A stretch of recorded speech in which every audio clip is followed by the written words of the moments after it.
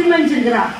Right, அது எங்க என்ன அந்த தம்பி யாருன்னு எனக்கு தெரியாது, இது எந்த ஊர்னு தெரியாது. இதுக்கு நான் ஃபீஸ் அப்படிங்கிறதெல்லாம் நான் ஃபிக்ஸ் பண்ணல. நான் வந்திருக்கேன் அப்படின்னா எதுக்கும் போன வருஷம் ஃபிக்ஸ் பண்ணது. விளையாடுறதுன்னு சொல்றாரு, சொல்றேன்னு பார்த்துக்கலான்னு நினைச்சேன் நான். ஆனா இந்த கோவில் அப்படிங்கிறதுனால அதுவும் ராகு சம்பந்தப்பட்ட எனக்கு ராகு திசை நடந்துட்டு இருக்குது. அதனால வந்தேன் நான். நிஜமாலுமே எனக்கு உள்ள வந்தோடனே ஒரு ஆத்மார்த்தமான சக்தி. எனக்கு இந்த வைப்ரேஷன் இன்னும் 20 வருஷத்துக்கு இருக்கும்னு நினைக்கிறேன் நான், நிஜமாலும். அப்போ இந்த அண்டம் பிண்டம் 2 விஷயம் இருக்குன்னா, இப்போ எல்லாம் கல்லு தான். நம்ம சாமியை போய் திட்டும் போது என்ன சொல்லி திட்டுவோம், நீ எல்லாம் சாமியா, நீ கல்லா இருக்கியா, இல்லை சிலையா இருக்கியா, உனக்குலாம் கண்ணு இல்லையா கேட்போமா இல்லையா? நமக்கு ஒரு கஷ்டம் வந்தது. ஃபர்ஸ்ட் ஒரு கல்லுன்னு சொன்னோன்னே அது ஒரு ஞாபகம் வருது. நான் அதை உங்களுக்கு சொல்லிட்டு போறேன். என்னன்னா,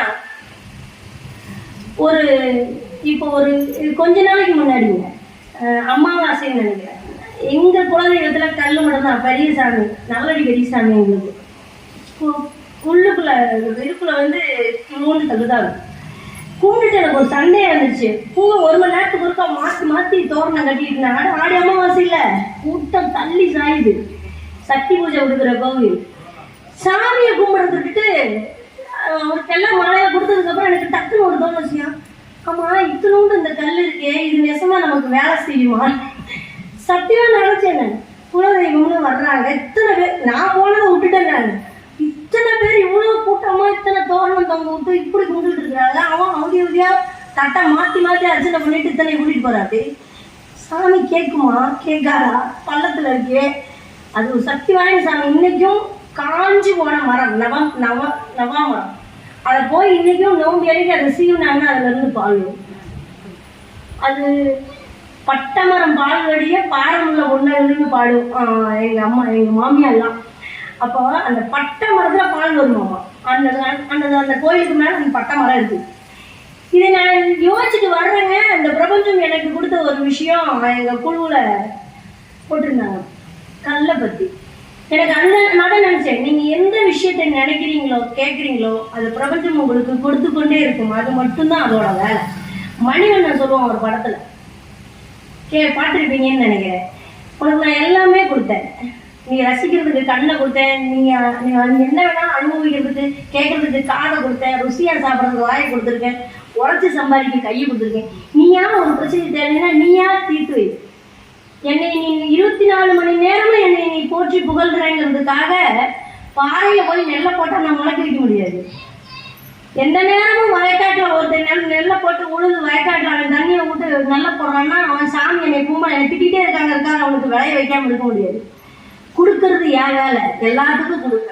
அதை நீ என்ன நினைக்கிற, நீ என்ன தப்பு பண்றேங்கிறத வச்சுட்டு நீ தான் தீர்த்துக்கணும். அதை நான் தீர்க்க வர முடியாதுன்னு சொல்லுவாங்க. மணிவண்ணன் சொல்லுவா அப்படின்னு. ஏன்னா இதுதான் சாமி. இப்ப இந்த கட்சிலை அப்படின்ற ஒரு விஷயம் பார்த்தோன்னே அதுல இருக்கிற ஒரு விஷயம் என்னன்னா, நீங்க அரசர் காலங்கள்ல பாத்தீங்கன்னா ராஜராஜ சோழ காலம், இதெல்லாம் ராஜராஜ சோழன் தான் இத்தனை கோயில்கள் எல்லாம் கட்டுனது நமக்கு தெரியும்.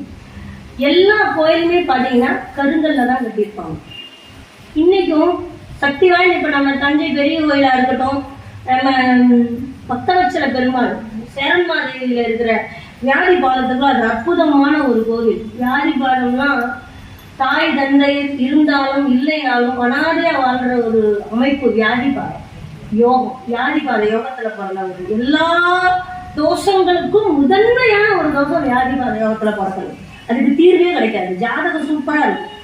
வியாதி பாலத்துல அந்த சேரன்மாதேவி போய் அந்த தாமிரபரணியில தலையை முழுகிட்டு அந்த பக்தவச்சல பெருமாளை கும்பிட்டுட்டு வந்தீங்கன்னா உங்களுக்கு அந்த தோஷம் நீங்க எப்பேற்பட்ட பரம்பரை தோஷம் பூர்வசங்க ஜாபம் இருந்தாலும் அது தீரும். அந்த கோயில்ல போய் நான் நின்று பார்க்கும்போது பாத்தீங்கன்னா எல்லாமே கருங்கல். நம்ம பேசுறது அப்படியே எதிரொலிக்கும். பார்த்துருக்கீங்களா கருங்கல்? இது இந்த எதிரொலி இந்த கருங்கல்ல பாத்தீங்கன்னா பஞ்சபூதங்கள் 5மே ஈர்க்கிற சக்தி கருங்கலுக்கு உண்டு. நீங்க வேற சிலைகளுக்கு இல்ல. இப்போ ஐம்பொன் சிலைக்கோ வெள்ளியில வைக்கிற சிலைக்கோ தங்கத்துல வைக்கிற சிலைக்கோ இல்ல. ஐம்பொன் வெள்ளிங்கிற உலோகம் பிரபஞ்ச ஈர்ப்பு உண்டு. ஆனா அதை விட 5 பஞ்சபூதங்களையும் உள்வாங்கக்கூடிய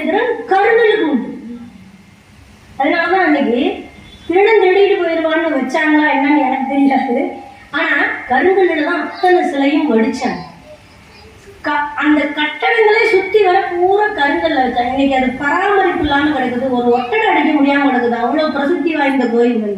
அந்த கல்லை எப்படி தூக்கி வச்சிருப்பாங்கன்னு கூட யோசிக்க முடியல. ஆனா அந்த பராமரிப்பு இல்லாம இன்னைக்கு இருக்கு. இன்னைக்கு அந்த அளவுக்கு விஞ்ஞானம் வளர்ந்ததுனால வந்த வம்பு, அறிவியல் வளர்ந்ததுனால வந்த வம்பு, ஆன்மீகத்தினுடைய அருமை தெரியல. அப்போ நீங்க கவனிச்சு பாத்தீங்கன்னா கல்லுல நீர் இருக்குதுங்கிறத உணர்ந்துருக்கீங்களா? கல்லுல நீரை வந்திருக்கீங்க, நீரை பார்த்துருக்கீங்களா? கருங்கல்லுல நீர் எங்கிருந்து வரும்னு பாக்குறீங்களா? நீங்க இப்ப கருங்கல் விடுங்க, கோயிலுக்குள்ள போய் நீங்க கல்லுல படுத்துருந்தீங்கன்னா குழு குழு குழு குழுன்னு ஒரு விஷயம் இருக்குங்க. பார்த்துருக்கீங்களா? நம்ம ஒட்டுறோம்ல நகல், அதுக்கு மேல அதெல்லாமே பாத்தீங்கன்னா எவ்வளவு ஐஸா இருக்கு பார்த்தீங்களா இந்த கல்லு.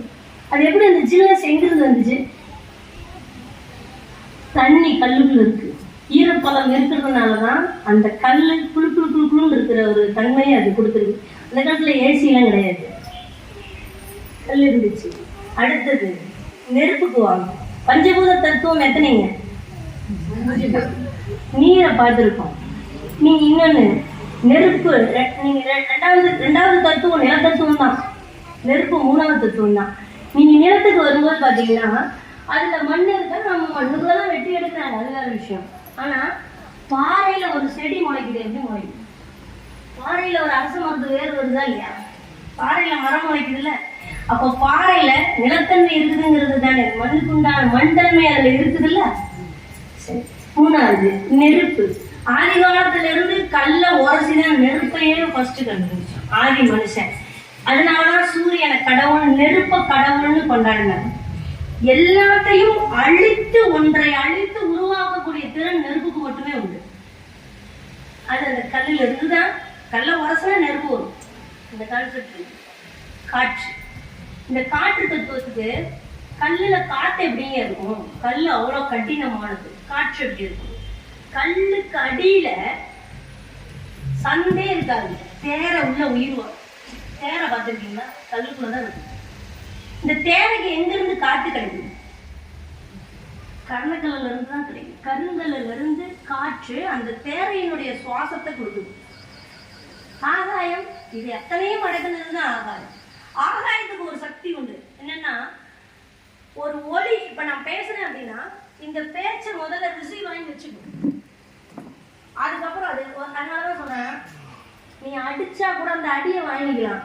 ஆனா நீ ஒரு சொல்லிட்டீங்கன்னா அந்த சொல்ல திருப்பி வாங்க உன்னால முடியாதுன்னு சொல்லுவோம் இல்லையா? எந்த ஒரு சொல் சொன்னாலும் அந்த சொல்லுக்கு நீங்க பதில் சொல்லிதான் ஆகும். ஒருத்தரை நம்ம திட்டுறோம், ஒரு அவச்சொல்லோ ஒரு கெட்ட வார்த்தை சொல்லியே பேசுறோம், ஒரு சாபம் விடுறோம், குழந்தைகளையே, கணவனையோ அம்மாவையோ பெத்த பிள்ளைகளையோ சாபம் விடுறோம், திட்டுறோம்னா நம்மளுடைய இயலாமை, நம்மளால முடியாத தன்மை, நம்மளுடைய கஷ்டம் தாங்காம நம்ம திட்டுறோம். அவங்க அந்த நேரத்துக்கு நம்ம ஒரு அல்பத்தனமா திட்டிடுறோம், அப்புறம் ஃபீல் பண்ணுவோம், அதுதான் விஷயம். அது திட்டிடுறோம். அப்போனா நம்ம மனசை கண்ட்ரோல் பண்ணிக்கிற பவர் நமக்கு இல்லைன்னு அர்த்தம். நம்மளை கடந்து எங்கேயோ போயிட்டோம்னு அர்த்தம். நீங்க கண்ட்ரோல்ல இருந்தா திட்ட மாட்டீங்க. அதை திட்டும் போது அவனுக்கு வலிக்குதோ இல்லையோ, அவன் செல்கள் வாங்கி அவன் ரோசப்படுறானோ இல்லையோ, முதல்ல உங்க செல்கள் தான் அதை வாங்கும். அந்த நெகட்டிவ் தாட்ஸ் முதல்ல உங்களை தான் பாதிக்கும்.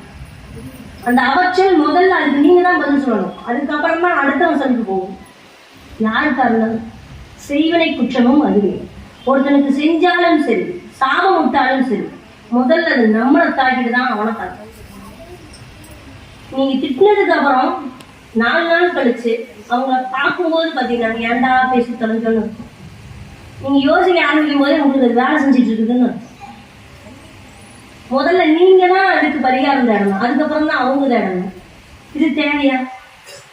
இப்போ இந்த கருங்கல்கிட்ட போய் நீங்க ஒண்ணு சொன்னீங்கன்னு வச்சுங்களேன், முதல்ல அது வாங்கிக்கும், திருப்பி அந்த சப்தத்தை உள்வாங்கி வெளிப்படுத்தும். அந்த மைக் மாதிரி உள்ள போய் வெளில வரும் சப்தம், பிரபஞ்சத்தினுடைய பிரபஞ்சத்துல பார்த்தீங்கன்னா நிறைய பாட்டிருப்பீங்க, நான் சொல்ல தேவையில்லை. ஓங்கிற சவுண்டு அந்த வெளியில இருக்குன்னு சொல்லி, ஆகாய வெளியில இருக்குன்னு சொல்லி, அதுதான்.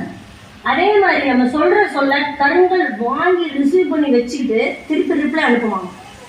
அப்போ நீங்க ஒரு கோவில்ல போய் கண்ணை மூடிட்டு மௌனமா மனசுக்கு மனசுல வேண்டதை விட வாய் விட்டு ஒரு வரத்தை தெளிவா கேளுங்க. இதுல ஒரு கதை இருக்கு. என்னன்னா, வரம் கேட்க போறீங்களா? எல்லாரும் எப்படி வரம் கேட்பீங்க?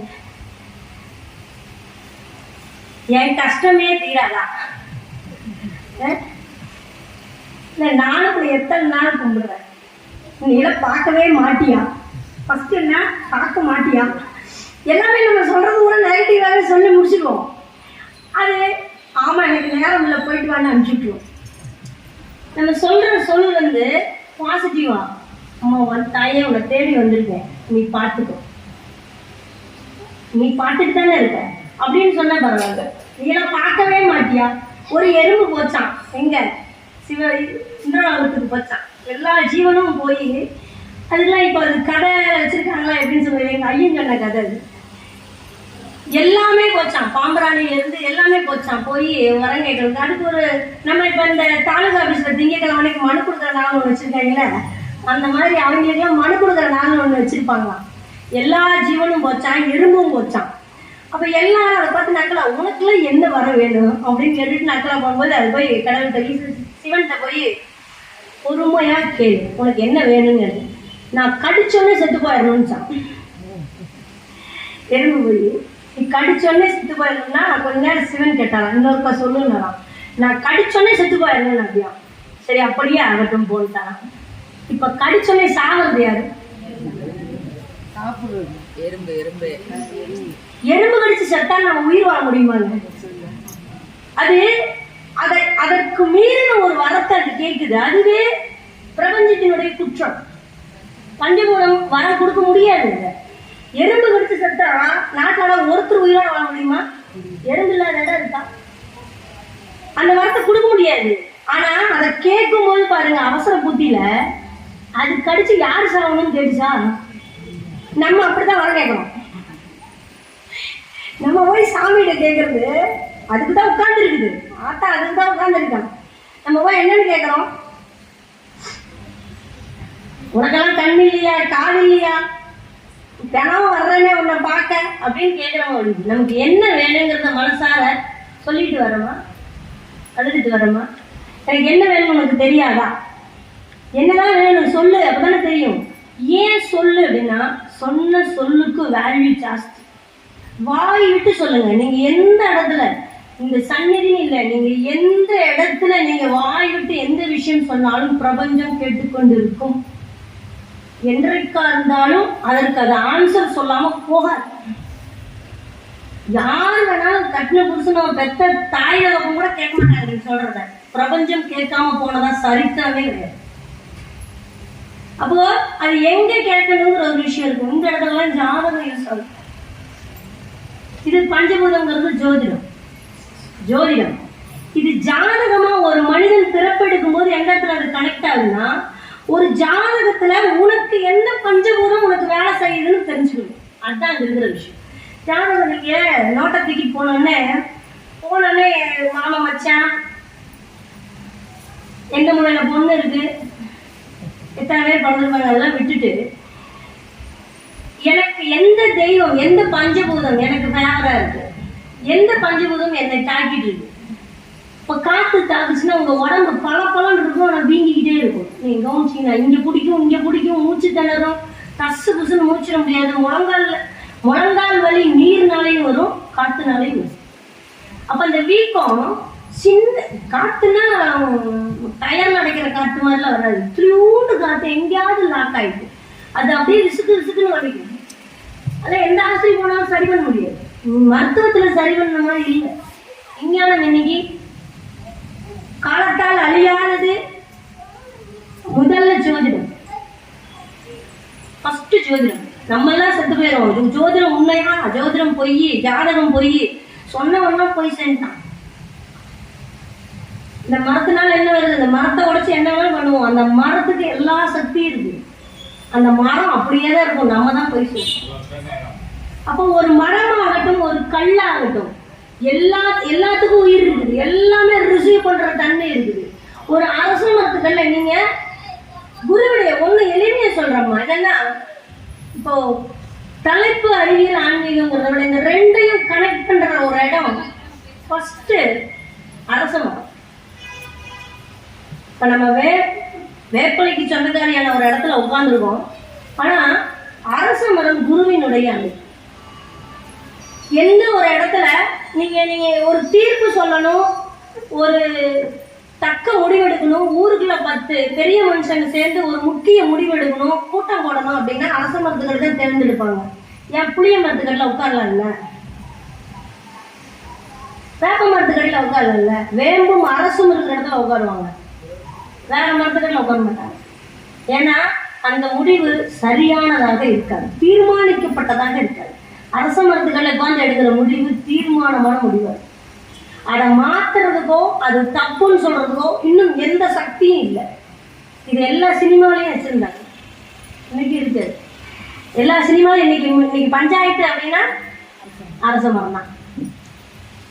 அப்ப அரச மரத்துல அப்படி என்னங்க சக்தி இருக்கு? குரு பகவானுடைய 100% வைப்ரேஷன் அரச மரத்துல இருக்கு. நீங்க குரு பகவான சாட்சாத் குரு பகவானுடைய தரிசனம் நமக்கு வேணும்னா தட்சிணாமூர்த்தியா நவகிரகத்துல இருக்கிற குரு பகவான்கிற சர்ச்சைக்கு போறதை விட, இந்த குரு பெருசா அந்த குரு பெருசான்னு நீங்க அங்க போறதை விட, வியாழக்கிழமையோ அல்லது காலையில ஒரு 9 மணிக்குள்ளேயோ அரச மரத்தை ஒரு 16 சுத்துங்க. நாளுக்கு நாள் உங்க வீட்டுல காசு பணம் நகை நட்டு குருவுடைய காரகம் பூரா வேலை செய்யும். நீங்க ஒரு புள்ள வயசுக்கு இல்லைன்னா அரச மரத்தை சுத்தும்பாங்க, ஒரு கல்யாணம் ஆகலைன்னா அரச மரத்தை சுத்துவாங்க, ஒரு குழந்தை படிக்கலைன்னா அரச மரத்தை சுத்தும்பாங்க. கேள்விப்பட்டிருக்கீங்களா? குழந்தை பிறக்கலைன்னா அரச மரத்தை சுத்தும்பாங்க. ஏன்னா எல்லாருமே அரச மரத்தை சுத்துறதா? இப்ப எதுக்கு இருந்தாலும் அரச மரத்தை சுத்துறாங்க. அந்த அம்மாவோட போல அரச மரத்தை சுத்த சொல்லும். அப்படி அல்ல. குருவினுடைய தன்மை நம்ம உடம்புக்குள்ள ஒரு புத்திரஸ்தானத்துக்கு ஒரு புத்திர காரகன் குரு பகவான், ஒரு மங்களக்காரகன் குரு. நம்ம கூட ஒரு மங்களகரமான விஷயம் நடக்கணும்னா, ஒரு ஜாதகத்துல குரு அஸ்தங்கமானாலோ நீசமானாலோ குரு திரிசூன்யம் பெற்றாலோ, குரு வக்கரமாச்சுன்னா கூட 50%. ஆனா அஸ்தங்கம் பெற்றாலோ நீசம் பெற்றாலோ திரிசூன்யம் அடைந்தாலோ ஒரு 50 பேர்த்த கூப்பிட்டு சாப்பாடு போடுறதுக்கோ ஒரு சந்தனம் குழைச்சி வைக்கிற தகுதி அந்த குடும்பம் இழந்துடும். நீங்க செக் பண்ணி பாருங்க, ஊர்ல எத்தனை ஜோசியர் இருப்பாங்க, குரு என் ஜாதகத்துல கெட்டு போயிருக்கான்னு கேட்டு பாருங்க. யார் வீட்டுல ஒரு மங்களகரமான ஒரு விசேஷம், இன்னும் சிம்பிளா சொல்றேன், ஒரு பர்த்டே கொண்டாடுறது பெரிய நாகரிகம் நான் சொல்லல, ஒரு பர்த்டே கூட ஒரு வீட்டுல கொண்டாட முடியல, ஒரு 10 பேர்த்த கூப்பிட்டு ஒரு கேக்கு வெட்டி எங்க வீட்டுல இருந்தா அதெல்லாம் கிடையாதுங்க அப்படின்னு சொல்றேன். ஜாதகத்தை போய் பாருங்க, குரு நீசமா. ஒரு 10 பேர்த்த கூப்பிட்டு ஒரு சந்தன குங்குமம் கொடுத்தோ ஒரு இனிப்பு கொடுத்தோ, இனிப்பு அதுதான் அந்த மங்களகரமா ஒரு விஷயத்த, ஒரு சந்தோஷத்தை, ஒரு மகிழ்ச்சிய, ஒரு புத்தாடை அணிந்து ஒரு மகிழ்ச்சியை கொண்டாட முடியாத குடும்பம் இருக்கிற இடத்துல குரு நீசமா. அப்ப அவனுக்கு குரு வைப்ரேஷன் என்னங்க பண்றது?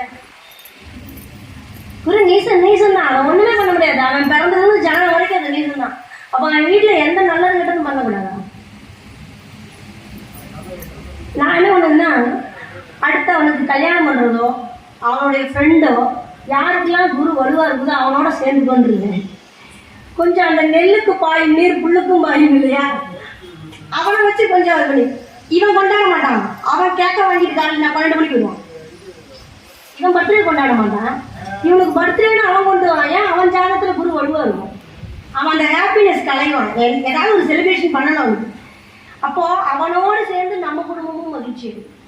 அப்போ ஒரு குரு வலுத்த ஒரு பொண்ணை கல்யாணம் பண்ணி வைக்கும்போது இவனுக்கு அந்த நல்லது கொடுப்பன இல்லைன்னாலும் கூட காசை கொடுத்துட்டு துணி எடுத்து கொடுத்துட்டு அந்த ஃபங்க்ஷனுக்கு அவன் வரமாட்டான். ஆனா குடும்பம் கொண்டாடிட்டு, அப்ப அவனுக்கு பிறக்கிற குழந்தைய இவனோட வைப்ரேஷனும் அந்த மாப்பிள்ளையோட வைப்ரேஷனும் பொண்ணோட வைப்ரேஷனும் சேர்ந்து ஒரு 50% குரு கொஞ்சம் பார்வையில வந்து உட்காந்து இந்த புண்ணியம். அப்போ ஒரு வீட்டுக்கு ஒரு ஜாதகத்தோட இன்னொரு ஜாதகம் இணைக்கும் முறை, நான் குருவை மட்டும்தான் சொல்லியிருக்கேன். இன்னும் 9 கிரகத்துக்கு அந்த வேலை இருக்கு. ஒரு கிரகம் கெட்டு போனா இன்னொரு ஜாதகத்துல எப்படி இருக்கும்? ஒருத்தருக்கு வீடே அமையாது, திடீர்னு ஒரு என்ன பண்ணுவான்னா, நீ என் வீட்டை வச்சுக்கோ, கொஞ்சம் கொஞ்சமா குடும்பம் வீடு கட்ட. இதுல நிறைய டிப்ஸ் இருக்குதுங்க. என்னன்னா, ஆண் வாரிசே இல்லைன்னு வச்சுக்கோங்க, குழந்தையே இல்லை, அதாவது ஆண் வாரிசு இல்லை அப்படிலாம் தவிக்கிறவங்க டாபிக் மாறி போகுது, இருந்தாலும் பரவாயில்ல, வர்றது அப்படியே சொல்லிடுறேன் ஃப்ளோவில். நீங்க சொந்த வீட்லயே இருந்தாலும் கூட 10 வருஷமா இல்ல 5 வருஷமா குழந்தை இல்லை அப்படிலாம் இருந்துச்சுன்னா, கல்யாணம் ஆன அடுத்த வருஷமே வருடம் ஒரு உள்ள அல்லது அவங்க வீட்டுல 2 பையன் 2 பொண்ணு அந்த குழந்தைகளோட இருக்கிறவங்க வீட்டுல வாடகைக்கு போய் இருந்து பாருங்க. இல்ல ஒரு வீட்டுல வாடகைக்கு குடியிருக்கிறவங்க குழந்தை 2-3 குழந்தை குட்டியோட இருக்காங்க, கஷ்டப்படுறது அப்பா குழந்தை குட்டியோட இருக்காங்கன்னா அவங்க வீட்டுக்கு பக்கத்து வீட்டை வாடகைக்கு எடுத்து 1 வருஷத்துக்கு இருந்து பாருங்க. காலையில எழுந்திரிச்சு அந்த அம்மா மூஞ்சியில முடிச்சு பாருங்க. நல்லது கெட்டதுன்னா அந்த அம்மாட்ட டிஸ்கஷன் பண்ணி பாருங்க. அந்த அம்மா கையில ஒருத்தவங்க காஃபி வாங்கி குடிச்சு பாருங்க. அடுத்த வருஷம் உங்களுக்கு குழந்தை அந்த வீட்டுல இருக்கு. அவங்களுடைய அனுகிரகம் அந்த புத்திரஸ்தானம். ஏன்னா அவங்களுக்குலாம் தொட்டாலே பிள்ளை வந்துடும். அந்த மாதிரி அப்படிலாம் இருக்காங்க. அவங்களா பார்த்து குடும்ப கட்டுப்பாடு பண்ணியிருப்பாங்க. அப்ப என்னன்னா அவங்களுடைய அனுகிரகம் இவங்களுக்கு கிடைக்க ஆரம்பிச்சு. இதெல்லாம் சயின்ஸ் இருக்கு, நிறைய விஷயம் இருக்கு பேசணும்னா. அம்பிகை தான். அதனால என்ன அவங்களை எல்லாமே இதுதான். நீங்க ஒரு பொண்ணு நம்ம அந்த காலகட்டங்கள்ல